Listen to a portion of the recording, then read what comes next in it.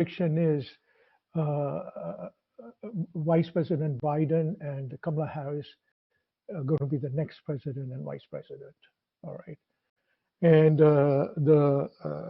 after this COVID-19, it seals the scene. And I've been raising money. I mean, I've been doing presidential elections since 1986. Okay. Every Democratic presidential election I've been active in and making some recommends to the candidates. Some candidates have listened, others have not listened. So I understand American politics. Okay, this is my passion. I spend maybe about 60 to 70% of my time in this area, and only 30% in my business. All right. My wife always complains that you spend more time in politics. So it's coming from experience. It's not that I read somewhere or whatever it is. I'll give you an example. In 2016, in January of 2016, I did a fundraiser for Kamala Harris in my home. She was running for the Senate. All right. And at that time, I said that Trump is going to be the next president, and people will get so disgusted with him, and I said, you will be the future president, which is what I could see the ingredients on her, so that's what my prediction is, and I think what will happen is that it will be announced very early. The way things are going, I think we will also take Ohio also. So if anybody takes these two states, okay, Florida and Ohio, the game is over. And they're the states that all the votes will be counted on the day of the election. All right.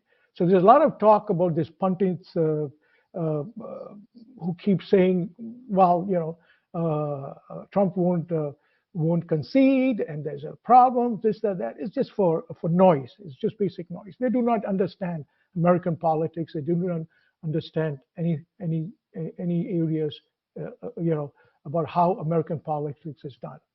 So my sense is it's going to be tsunami at the present time after COVID-19. It's going to be close. And those elections was decided in 2016 elections when Democrats took the House, and now it's so in terms of the Indian American community, but the U.S.-India relationship will be strong, okay, with Biden, all right. And a lot of people do not. There are a few chatter in the. We get so in minute things. Oh, CAA, and most of the people don't know what CAA even stands for. But at the end of the day, you have to look at the bigger pictures, okay? The civil nuclear deal. Biden was the instrument person who passed the civil nuclear deal amongst Democrats. If Democrats were not on board, we would have never passed the civil nuclear deal, all right? And not only that, people do not know the history. Biden in 1975, when India exploded the Pokhran-1, Biden was on the Foreign Relations Committee. He voted against sanctions for India because there were going to be sanctions to India. And Jimmy Carter was the president at that time. And Jimmy Carter won by just one vote in the Senate. If at that time there would be sanctions to India, it would be devastating to India because the Indian diaspora wasn't strong enough, which was easier during the Pokhran II. We were able to take all the sanctions out. And it was Biden's vote that made the difference. So a lot of people, are saying that, oh, he's not for CAA. So, you relationship, more depth relationship with India than this photo ops that we have, and there's huge crowds that are there.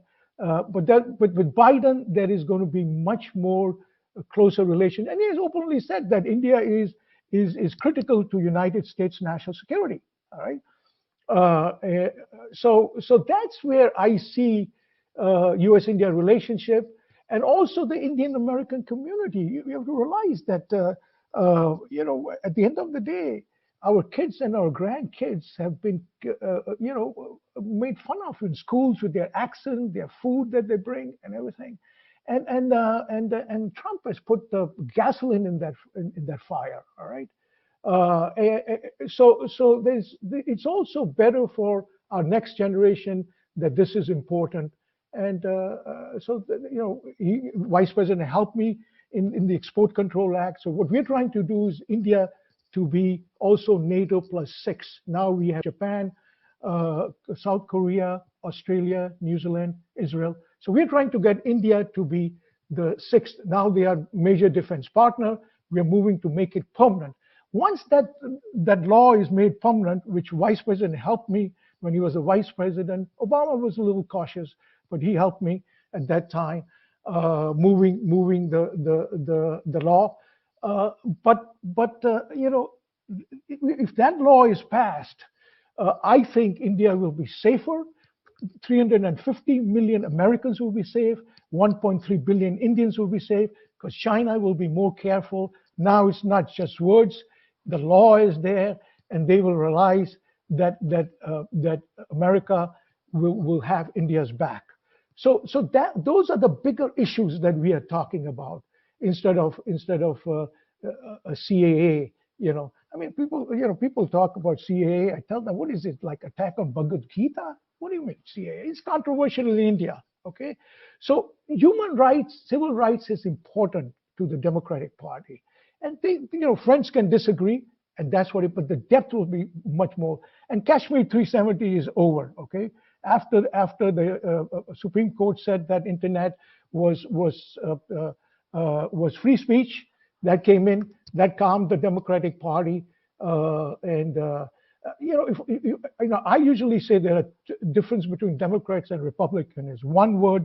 If you use it, Democrats, it's compassion, all right? If one line you have to use with Republicans and Democrats is that to the Republicans, the end justifies the means. To the Democrat, the end does not justify the means, just like Gandhi and Bhagavad Gita says. And that's the difference, basically. Everything else is this is on the bigger scale that you look at it. And they cannot ignore India. India is as I said, both sides have realized that it's important. But I have always got more substance out of the Democratic Party in terms of U.S.-India relationship than the Republican Party since 1986, since Rajiv Gandhi's time. I guess Punjabis have have to speak long-winded speeches. Okay. Okay. In the interest of time, I'm going to invite, because we'll continue the interaction, but I'm going to invite Dr. Mukesh Aghi. He's the president and CEO of the U.S.-India Strategic Partnership Forum. So we've heard from a Democrat. I could sense, I could tell, and you were an outpouring of democratic voice, Ramesh. Let's hear from a bipartisan voice in DC. Mukesh, give us your view on where the elections stand today, and particularly after President Trump, as Priya rightly said, President Trump and his wife Melania are now down with COVID. Does that change anything? And where do you see the trends going as far as the Indian Americans are concerned? Please. Good morning, Manish. Thank you very much for inviting me. And we represent a bipartisan approach to U.S.-India relationship. Either be Democrat or Republican, we tend to work with both sides. But let me just first give you a scenario of the U.S. voters, and then I'll come to the Indian American and where we see the whole election going into. You have roughly around 240 million eligible U.S. voters. And if you look at the breakdown, the trend since 2000 to 2018 has been that almost 76% of these voters are white in year 2000, and Hispanics were almost 7%, blacks were 12%, and Asian, where the Indians come in, as categorized 2%. And when you move down to 2018 election, the white vote came down to 67% from 76, and Hispanic grew from 7% to 13%, and the African American vote moved from 12% to 13%, and then the Asian moved from 2 to 4%. What's interesting is that almost, I would say, 13% of the African American voters are ineligible because they felony convictions. So that number keeps on dropping as time goes by. But what's also interesting is when you look at the Indian vote, or Indian vote has gone up from almost, has grown from year 2000 to 2018 by 147%, because as more and more Indian immigrants come in, the small base has gone up. But what's fascinating is when you look at the US trend in voting, is that on the average in the last election, we had only 55.5% of the eligible voters who came in and voted. And when you break that down, you look at by income also and by gender also, only 41% of the population voted if your income is less than $10,000 per year. And if your income is over $150,000, then almost 78% voted. So what we are seeing is the trend is higher the income, the higher the education, higher the participation in voting process. And that's where the Indian American community come in, because while their base may be small, they tend to participate a lot in exercising the franchise when the US election comes in. Now, when you look at, as mentioned earlier, roughly 4.5 million Indian Americans and 1 point eligible voters.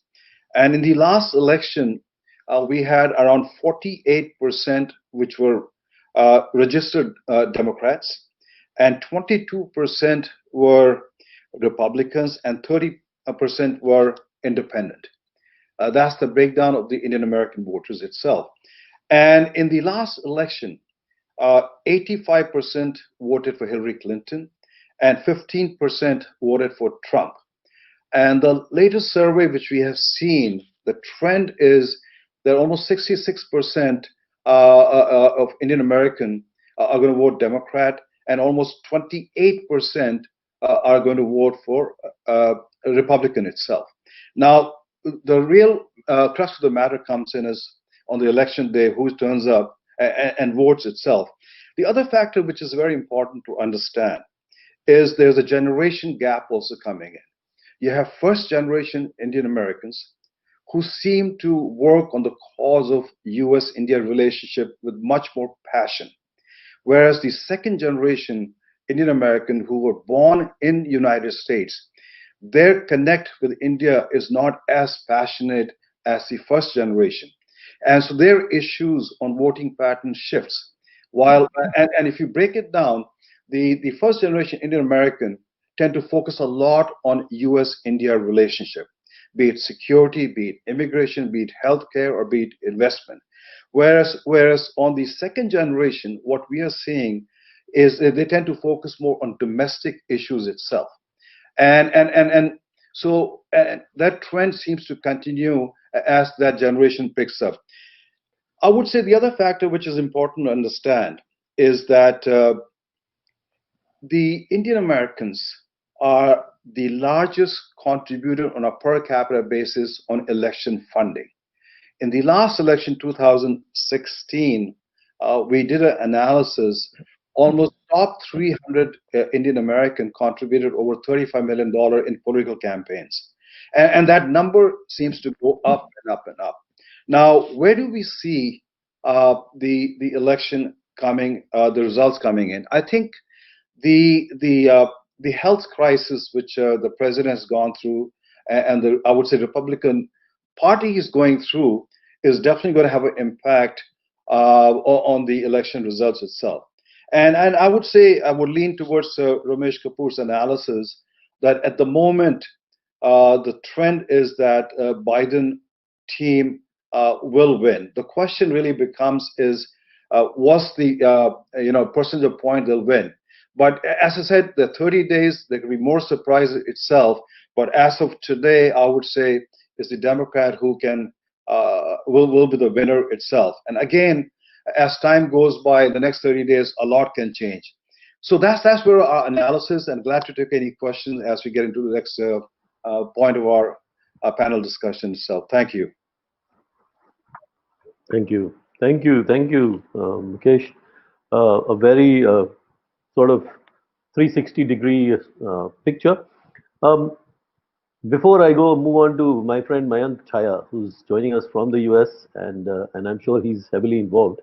I am not so heavily involved, but I'm sort of sitting on the fence, looking at where things are going, even from a media perspective. But you see, the notion here in India is that from the utterances that we have seen, the public utterances, that the Biden-Harris team is not so warm towards India, and Modi, being a conservative prime minister in India, does get along with a conservative Trump. And they've shown that. They've demonstrated that in the last 4 years, how they stand together, and more particularly so now with the standoff in China, with China in Ladakh, that the Trump government has really come out strongly in support of India. So first generation matters, I agree with you. But let me first ask Mayank.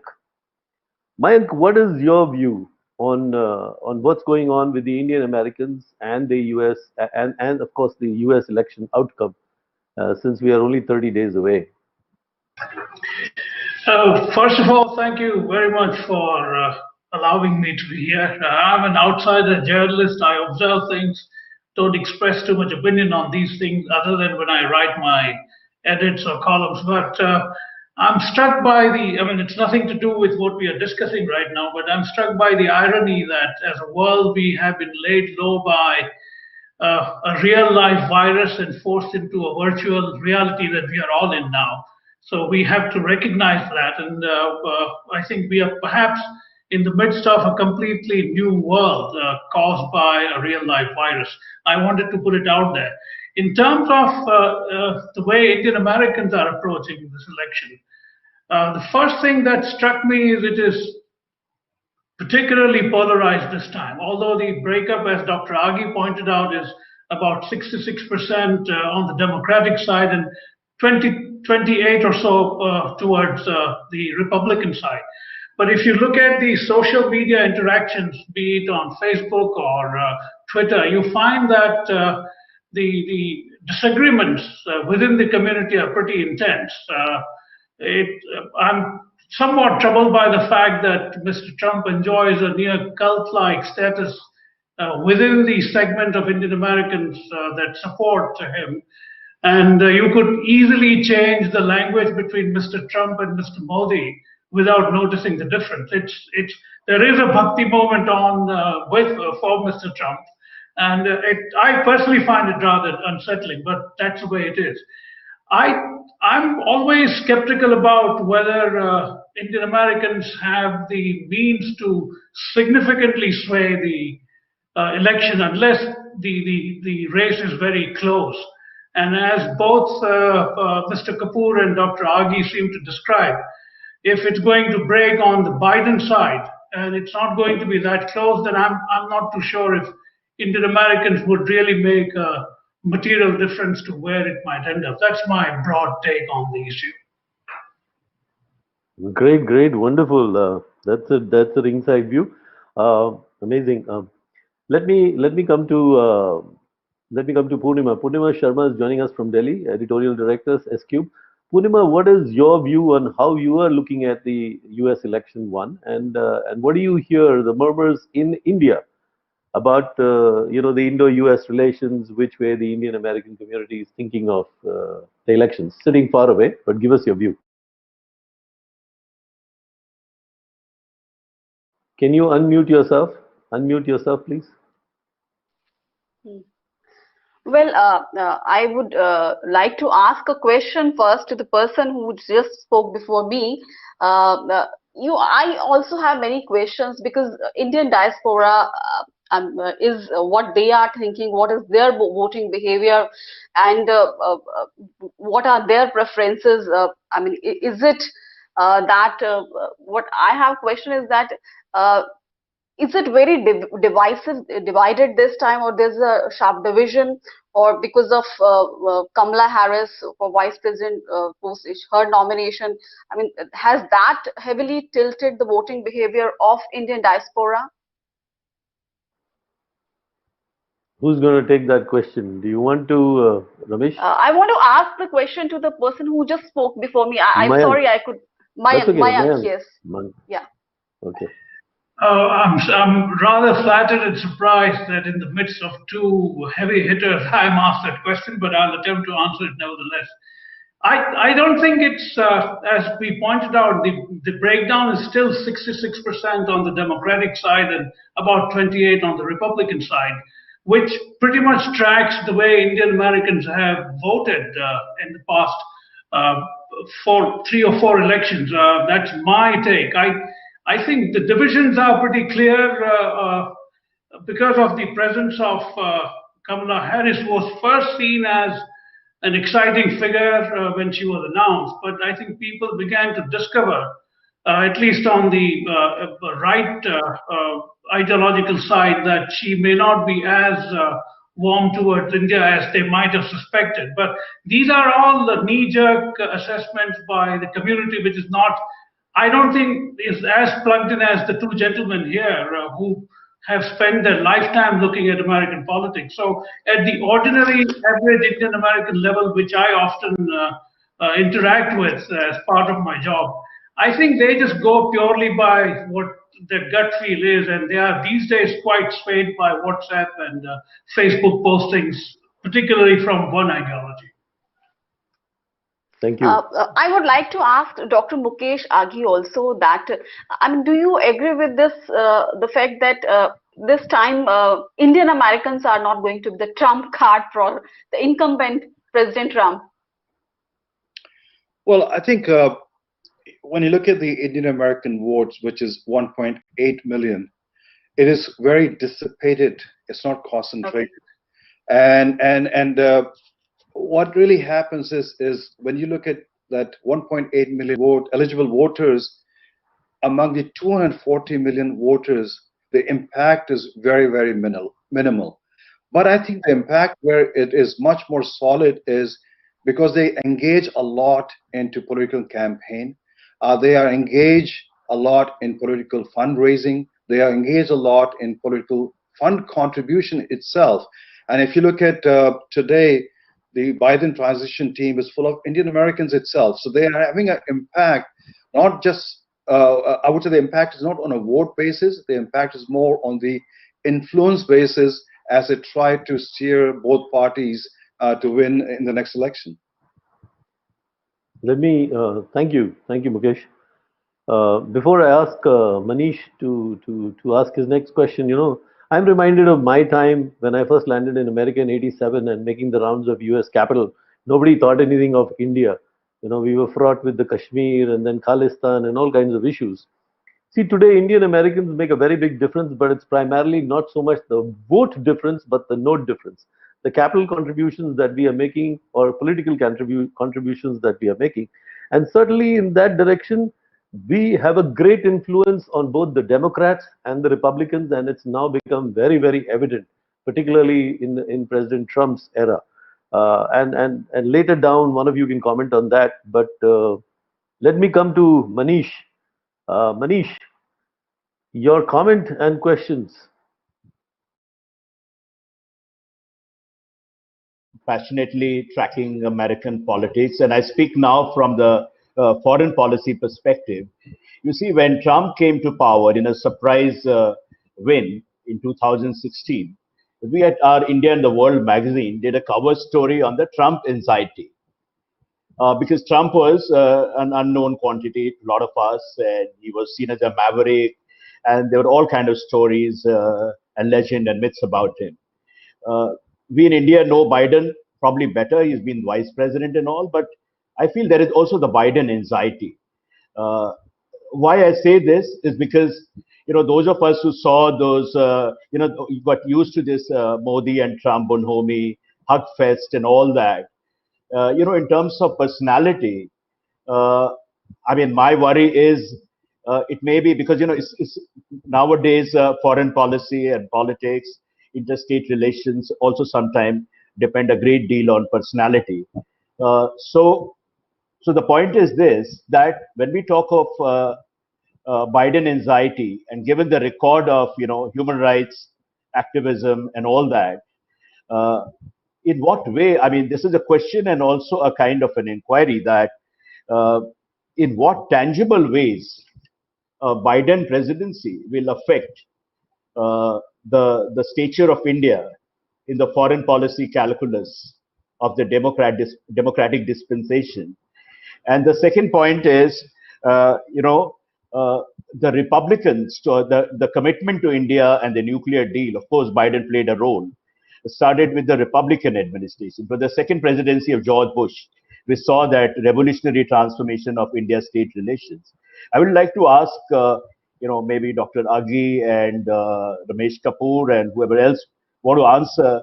Do you think Biden will be that committed to the rise of India, as at least in public statements the Republican presidents have been in recent past?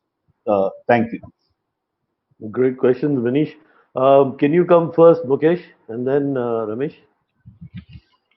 Sure, Manish.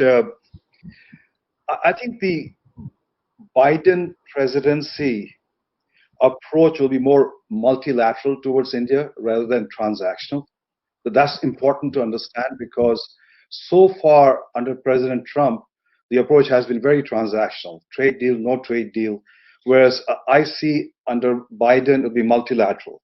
And that is going to define the relationship between the two countries. And be it on the issue of defense, be it on the issue of trade, immigration, all these issues will benefit India itself.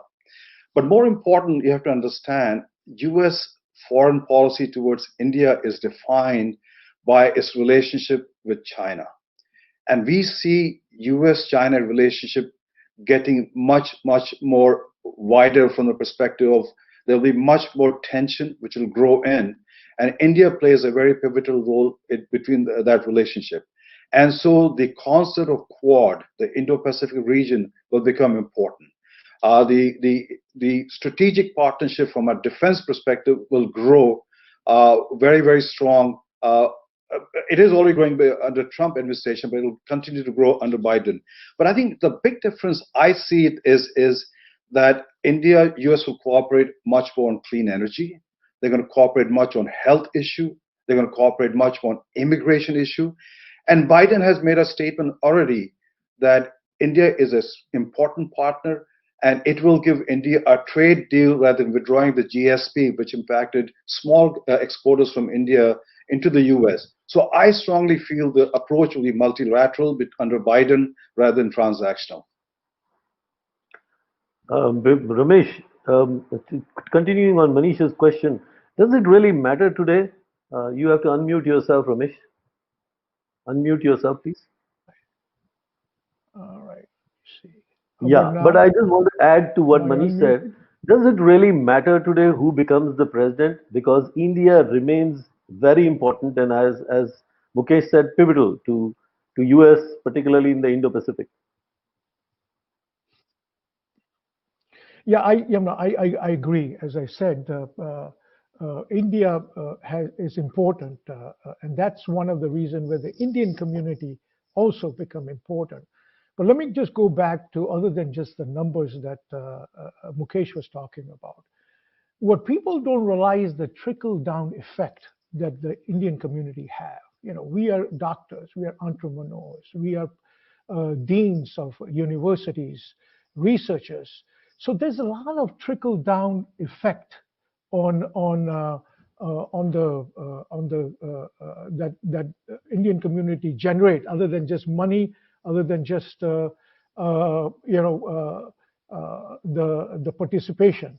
So that is a very important part that helps. Most people really doesn't make any difference, and if they see the doctor, pro Democrats, they will go for that.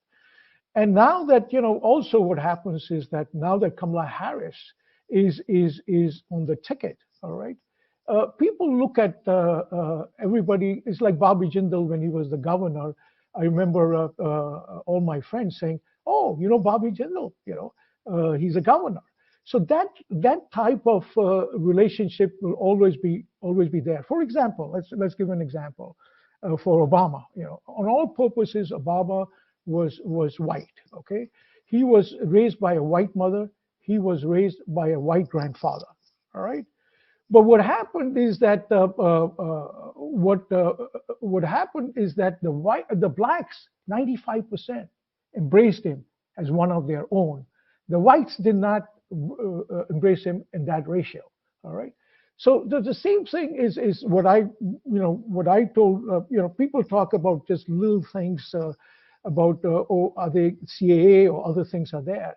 But you have to look at the bigger picture. When I did the fundraiser for Kamala Harris, and I said, and I told the story about Obama, how the whites never really embraced him, and I said, I want you to know that 4 million Indian Americans embrace you as one of our own, and 1.3 billion Indians and Mother India embraces you, her as one of her own.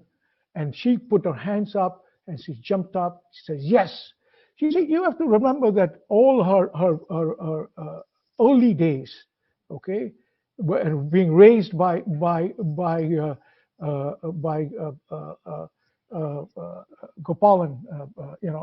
her Shamala Gopalan, her mother. Those are transformational. These are early years that you cannot change. So my question to the folks in the Indian community is, and these are temporary, it's all emotional issues. I remember when and Agi was at the U.S.-India Business Council when Sanna was the ambassador, and they said, somebody said that there were 3 hugs with Modi and Obama, and Sanna says, no, there were 4 hugs in there. They were competing with hugs over there. So, these are temporary things that, as Agi said, the depth will be much more. And, the relationship, and I'll give you an example. When the president was, and this reflects, all the little things are there that reflects of how the people think. When the vice president went to India, when Modi was the prime minister, before he went, I had met him. And we talked. We said, I said, how about defense treaty with India? And Biden looks at me and he says, you think they'll go along with it? And I said, we'll sell it to them.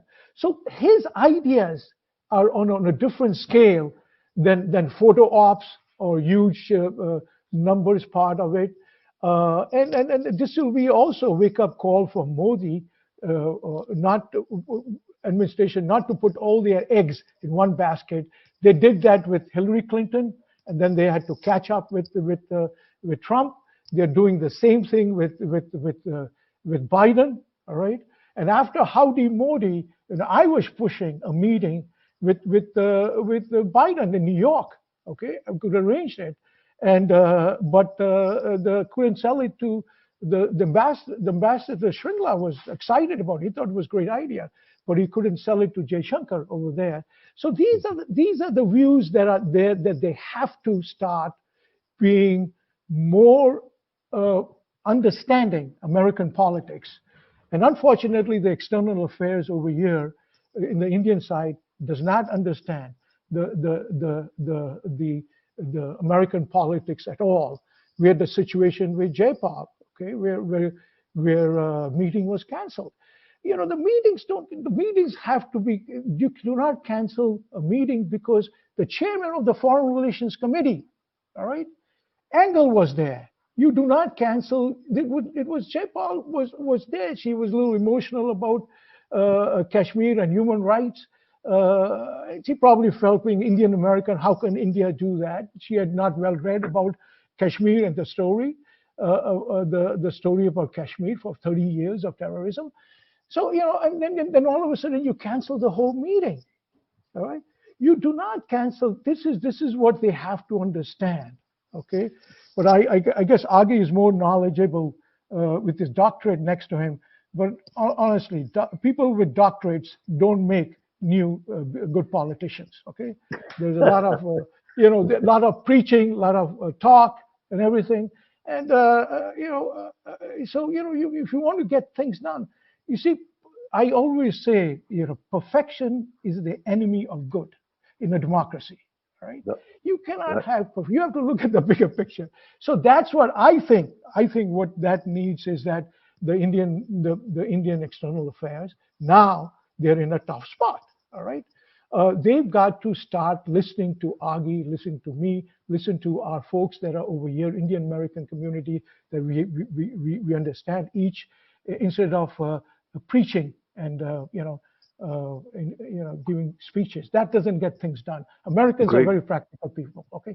Thank you for the answer. But I want to remind you, Ramesh, I was there during that wonderful time, that era of 1987 to 91, 92 in DC.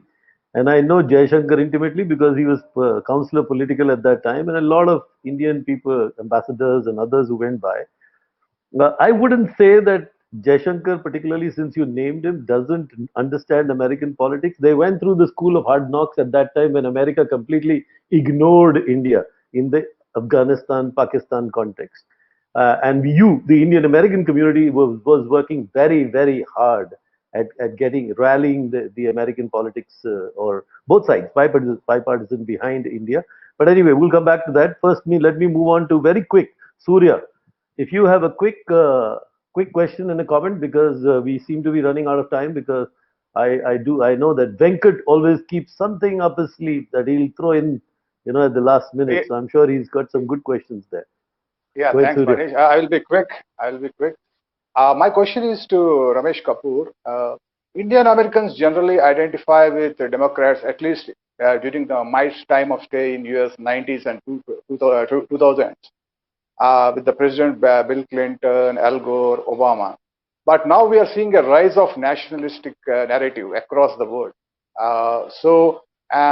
And even Howdy Modi event where he publicly endorsed Trump. So how much of this will sway the Indian voters towards Trump? That is my first question. And second, we are all saying Indian Americans contribute the highest political campaign funding. So how come we are not able to influence the policy, particularly the Trump's sudden suspension of H-1Bs, or Biden campaign's opposition to CAA and Kashmir? So in terms of influencing the policy, we are not able to kind of do a good job. So these are the two questions that I would like to raise. Thank you. Well, you see, you have to realize something. H-1B visa, okay? You cannot ask any politician, okay? I remember making that statement to Ron and Sen during the civil nuclear deal where he was ambassador. And he said, oh, the community is not supporting us on H-1B visa. And I said, you are not going to expect any American politician to say it's okay for American jobs to be outsourced. And it's more now with the Trump, louder megaphone that is there than it was at that time, all right?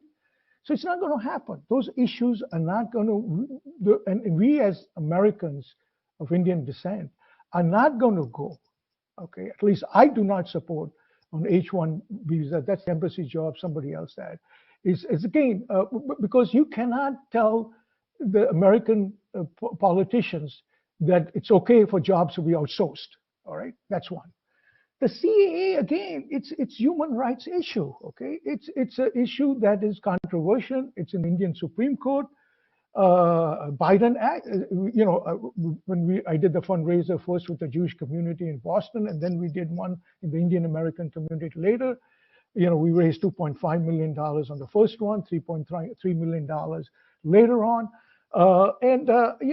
Biden asked me, I said, is India critical to United States national security? He says, yes.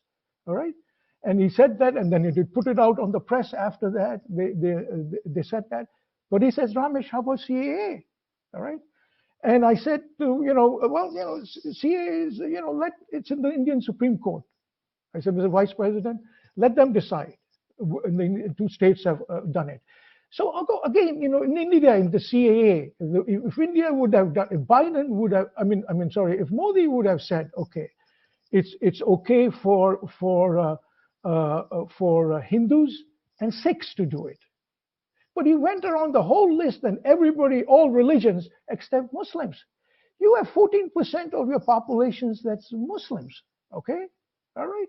They are patriots also. Remember that, all right?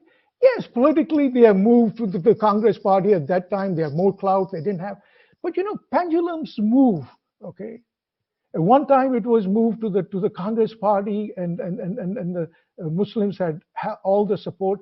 And the triple talaq was still in India, even though it was not in Pakistan. It's because of the Muslim vote, right? And so that swings are moving on the other side, and it will swing back at the end of the day. All right. The most important thing is the bald eagle, which is the symbol of United States, and Mother India. And Trump will come and go. He has bent the curve in all the institutions, okay, and he hasn't snapped it yet, okay. It hasn't been snapped. It will move back. Same thing with India, all right. India has a long history, and my Jewish friends, okay, who I'm very active with, all right, I say that India is the only country where Hindus where Judaism has not been discriminated over centuries, all right. So this is the history of India. This is now politicians will come and go, all right. We have to look at but India, Mother India, has survived all these years of 1,000 years of Mughal rule, 200 years of the British, okay. So that's where the core of India, okay, the core of the Indian folks is there, and all these swings will keep swinging, but at the end of the day, okay, as I say, with the Indian Americans, our diaspora over here, you can take us out of India, but you can't take Mother India out of us, and that's the reality. And same thing with the Kamala Harris, okay, she was raised by an Indian mom all these years, all right. And that's where you will see the outshining of and the depth of India with the Biden-Kamala Harris campaign. Before before I ask Mukesh to sort of take Surya's question also, but add on to that what Manish asked you, Mukesh, where do you see the free trade? Where do you see the trade deal going if Biden becomes president? And to add to that a corollary. Do you think a Democrat administration, Kamala Harris, Indian sort of one half, whatever, do you think any Democratic administration will be as fast and furious, so to say, in moving ahead and striking deals with India and being so uppity about it as Trump has been? Gone. Well, I think foreign policy interests are defined by interest itself. And a trade deal with the US is in the interest of US and also India. And I've been quite intimately involved with that. In fact, I've seen India go a mile along the stretch, opening agriculture, fruits, others for the US companies to come in. And somehow, it somehow could not get President Trump's interest into that. I believe strongly, and in my discussion with Democrats, policymakers under Biden, is they will be much more graceful in trying to get a trade deal with India going. You have to understand that if you have a geopolitical alignment between India, US, and the Quad, which is including Japan and Australia, naturally, it also percolates down to the economic alignment also. So what we are envisioning is not just a trade deal.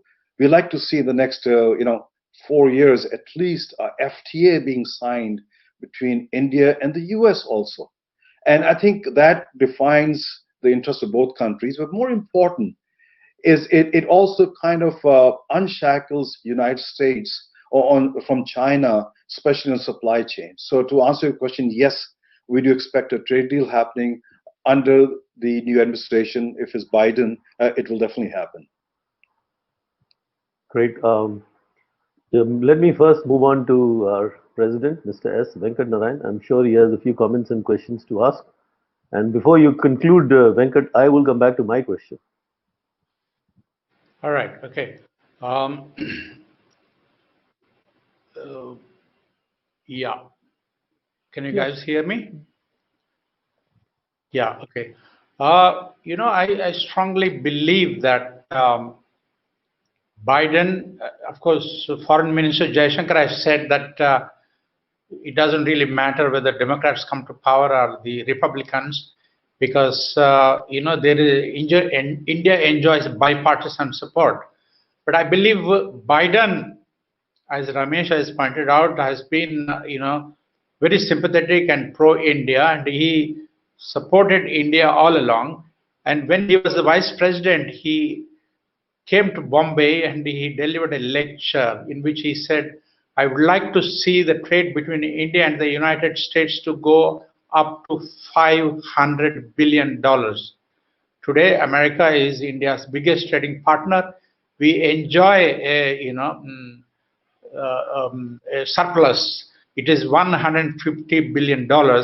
So America is India's biggest trading partner. And as Mukesh has also said, we important role, and America and India will sign a free trade agreement. And the way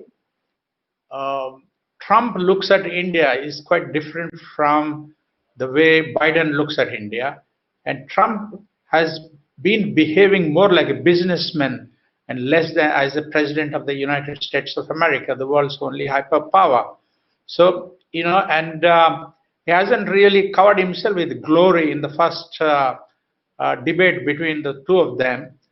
And I read in the Washington Post and the New York Times and other media that people who voted for Trump the last time, they are now planning to shift their vote to Biden, Kamala Harris team. And as it is, Biden and Kamala are already enjoying a 10%,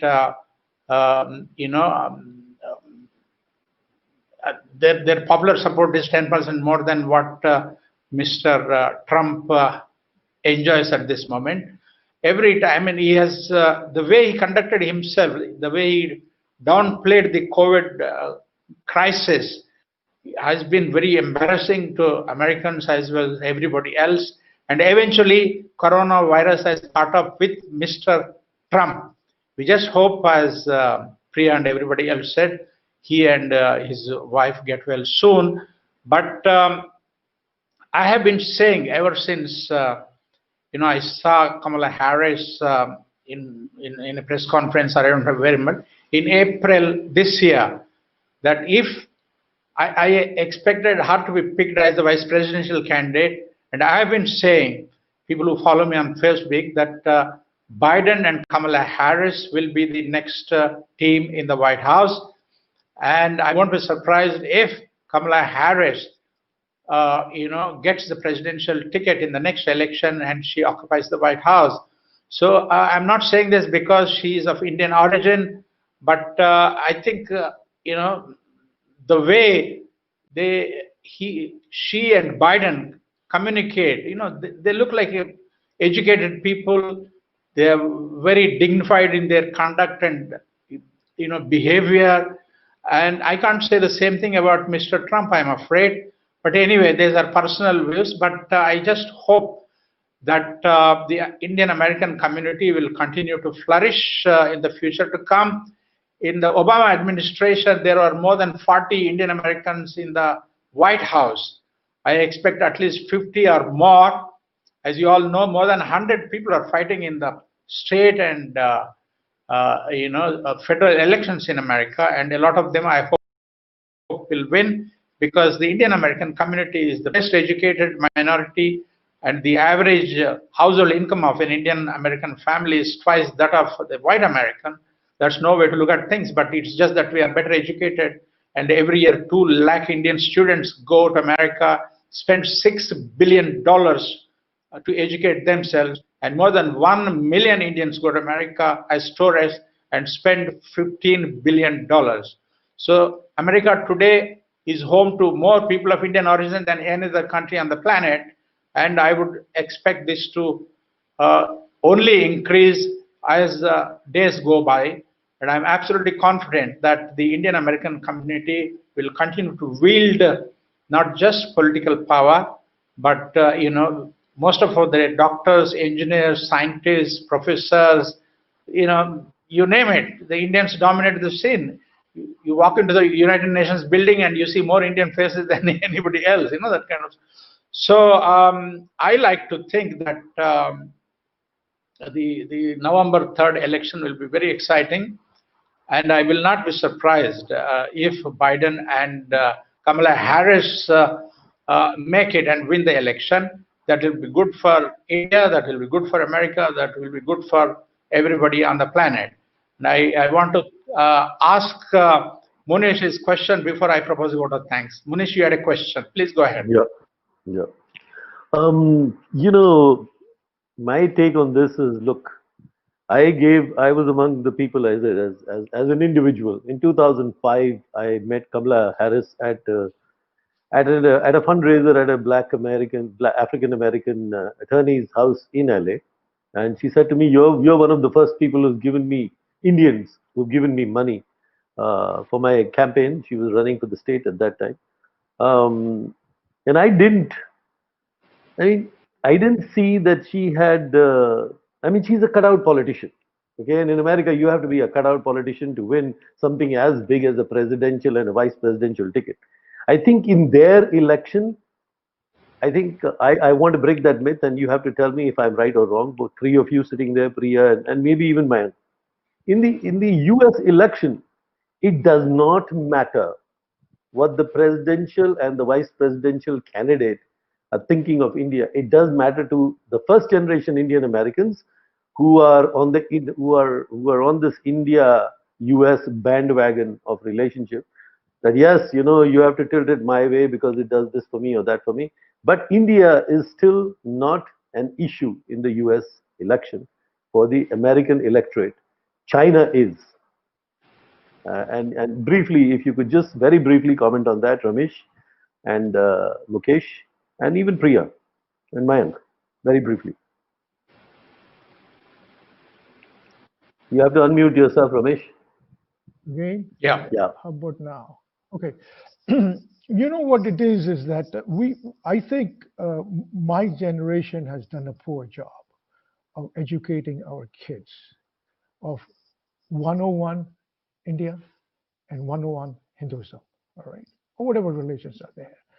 And that's the problem. We were so busy making money, we were so mixing with everything that we never did that, all right?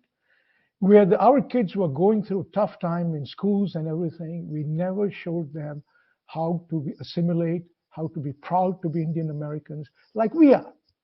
We are. And that's what I have. Impact is a new organization, is their Impact. I support it. They're trying to get next generation to run for different offices. We give them money, we show them how to do it. But the key thing is that we've got to insist that they understand that part of it. Because they do not realize that if the strategic relationship with India is great on the defense area for 50 to 70 years, they are going to buy an average American, all right? And that's why we are accepted by all the elites, all the top people, everything that we have, the IT people, everything. Look at the chairmen of all the major IT companies and are Indian Americans. But we've got to let the Indian American know that that's what this is. There was only one person who recognized it, Ro Khanna, which I worked with him. I had a meeting with one. He said, Mr. Kapoor, what you're trying to do is you're trying to do this for the next 50-cent generation. To my generation, they're doing. But we have not educated our next generation. why India is important, all right, to them personally, all right? And this is what we are doing, the export control care, all these things that we've done, our generation, is basically for our kids and our grandkids over here, all right?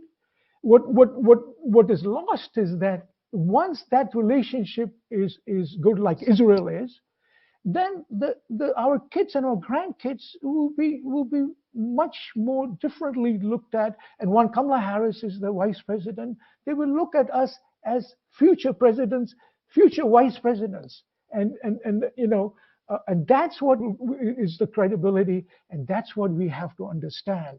That is not just India. We are doing it for our self-interest.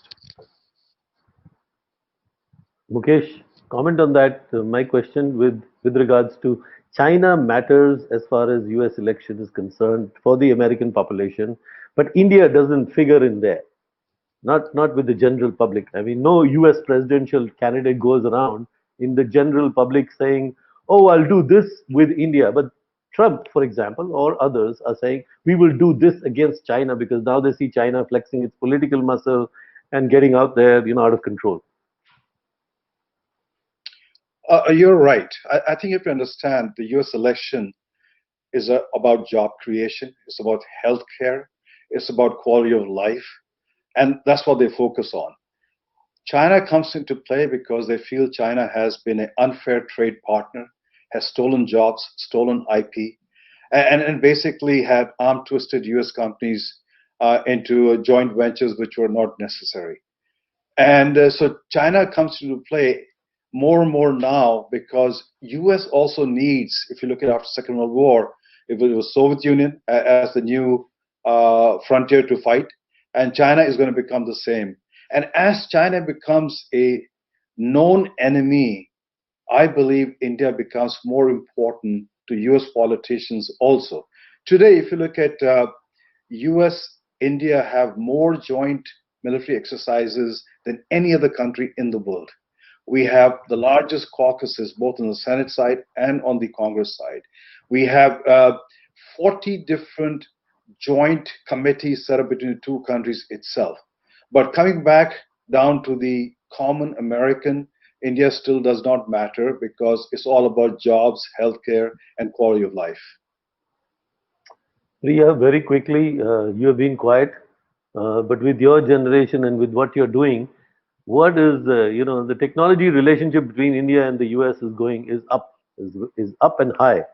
So, what do you think India will start mattering now with the next president, whoever it is, whether it's Trump back in the White House or Biden in the White House?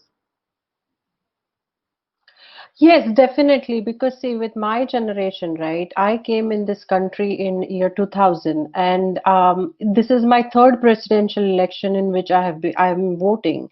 So as closely as I see it, and I participate in it, it's extremely important that from not only from technology perspective, but from other parts of it as well, as Mukesh rightly said, and so did Ramesh touch upon. Is healthcare, and from that all perspectives, because see, innovation is happening in every industry. It's just not in technology. It's happening in all sectors, all verticals of the industry. So that's extremely important. And one thing what I wanted to add here is also is from the perspective of the second generation, because see, I see it as, I have two growing kids, and it's very extremely important for us to see what their future is. And from that perspective, it's extremely important that we have a commander in chief there who very closely understands some human values of empathy, care, respect, which are very, very important for a country to grow and prosper, rather than only being strategic. And those human values are what Vice President Biden embodies, and so does Kamala Harris. And so I think it's extremely important from that perspective that they will lead us, the countries, and they will help every American. So it's going to be, if in a tweet style, I want to say how it will look like, is equalities and opportunities for all, no matter who you are and what your qualifications. Well, this has been a very interesting discussion. We thank you all. I'll now request Venkat to propose the vote of thanks. Venkat, unmute. Yeah, that was really very interesting webinar we had, and there's a lot of optimism I can sense, and more people are expecting to see Biden and Kamala Harris in the White House, and let's hope their hopes become a reality on the 3rd of November. But thank you very much, Ramesh, Mukesh, Mayank, Priya, Surya, Purnima, and Manish for making this such a very interesting, informed discussion about the Indian community, Indian Americans, and the Indian diaspora and the American elections. Thank you so very much. Good night to people in India, and good morning to our friends in America. This is the end of this webinar. Thank you so much.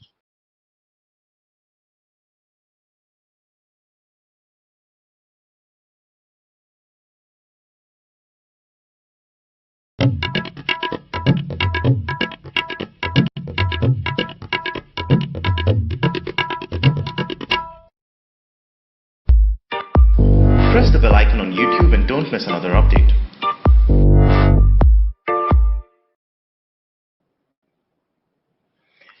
Namaste and welcome to this special episode today. And we have Vibhuti Jha with us, and you are very